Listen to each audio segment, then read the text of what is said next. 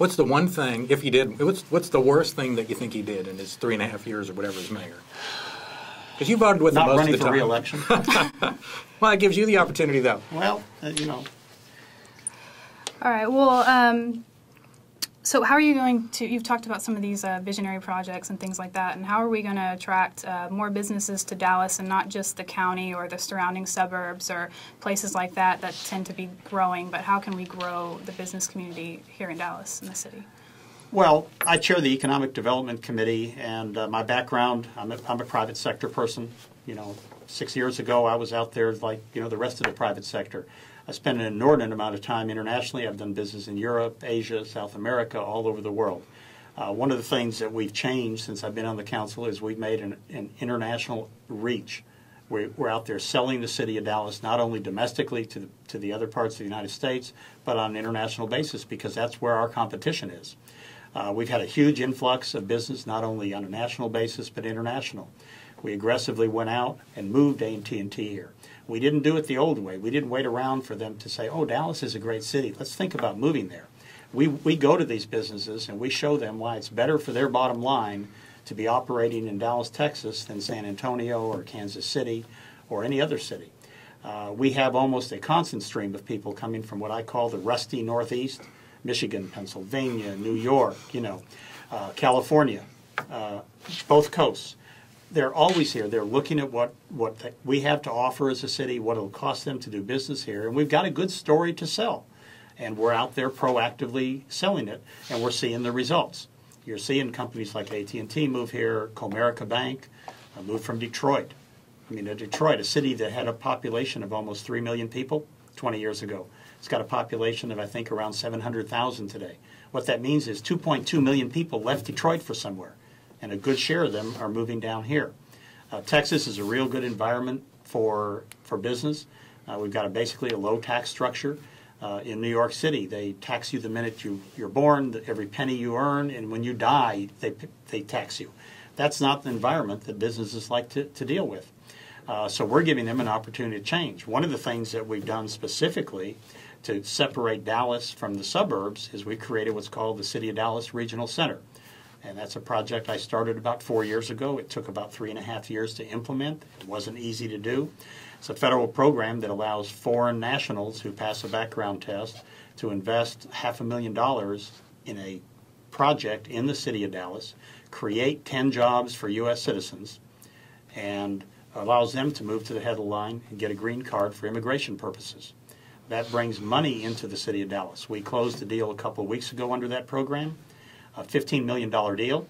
There were investors from China, there were investors from Korea, and there were investors from Mexico, all investing in a project that will create a call center to be operated here in the city that will employ 300 people. And that's something that we couldn't do if we didn't have that tool in our toolbox. We've got a lot of other things in our toolbox. Along that line, this is one more, and we need to continue to be innovative. Any other tricks like that you want to share with us now? Well, I'm not sure I want to tell my competitors any of those good tricks here, but I've got a few more up my sleeve. You know, I think you have to be aggressive when you go out there. You can't wait for business to come to you, and we do have to separate ourselves from the suburbs. But at the same time, the suburbs won't be successful if the city of Dallas is not successful, and vice versa. We can't really be all we need to be without the suburbs. We're a unique city, and unlike Houston, where we're landlocked. We've got first ring, second ring, and third ring suburbs around us, locking us in. Houston went out, and they just took over the whole county. So they have a lot of room to grow. Interestingly, when you look at the economy of the city of Dallas,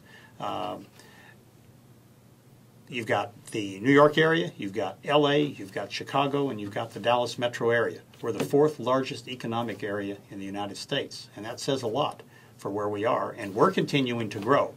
LA's not growing, Houston has fallen off the chart, New York is not growing that way. So what do you think the single biggest problem facing Dallas right now is? Well, I think we have to manage our future. I think you can't continue to grow in an unchecked manner where you're not paying attention to your police protection, your fire protection, your neighborhoods.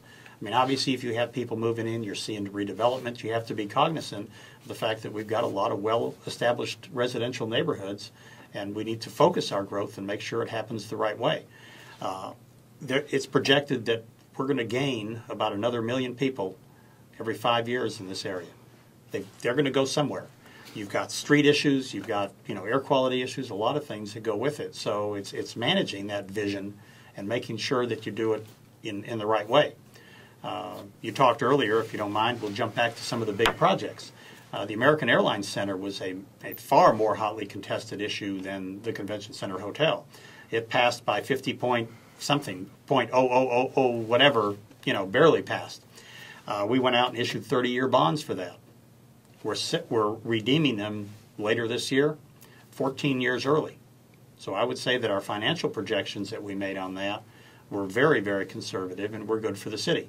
Can you imagine today if that was still an old polluted railroad yard that it was versus what we've got today, the AA Center and the buildings that are part of the Victory development? Do you ever wish we had pushed that over toward the convention center? I mean, that would have created a hub near a place where we already want to create activity. And yeah, it went where it did because of the real estate action. Yeah. Hicks and Pearl wanted to go that way, but had we pushed it there, it would have been better for the city. Right. We were investing money from the city. Well, the interesting thing about it, you can wish and hope on a lot of stuff. I still wish we had we landed the Cowboy Stadium here instead of where it went. But you got to get over those things and move forward. The interesting thing about Victory is that if you look at Lamar Street and you go south and you cut through the core of downtown, and then you go into the activity that's happening over in the Cedars, south of 30, we have, interestingly, a unique opportunity to take Lamar Street and make it basically a north-south spine through downtown to intersect with the activities that we've got going on east and west. But we've got plans now for a streetcar to run up and down Lamar Street. So Victory will be the north end, the Cedars area will be the south, Convention Center is right in the middle of all that, and I think it creates a good opportunity for us. Talking about the AAC, the Rangers lease is up in Arlington in about 8 years. Mm-hmm. Yep, I've already looked at that. Anything you want to say any more about? Or nope. Something we should be going after? Nope, I'm not sure I want to be out on the internet with my plans for that.